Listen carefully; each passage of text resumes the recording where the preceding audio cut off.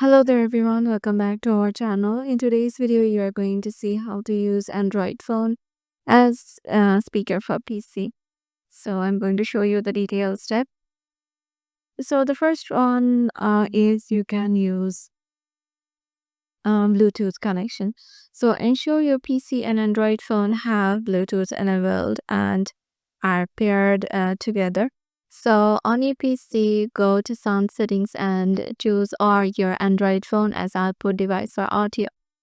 You can secondly use a third-party apps like MSpeaker, Audio Relay, and then install the appropriate app on your Android phone, and then use the connection for the app instructions to connect your phone with your PC. The third one is USB tethering.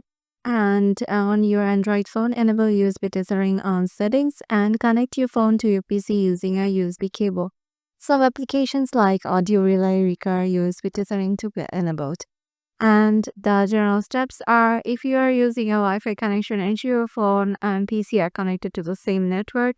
And if using a USB connection, ensure the phone is connected to the PC with a USB cable and select your Android phone as the default audio output device on your PC. So this is how you can use Android phone as speaker for PC. Hope this video will help you out and we will see you in the next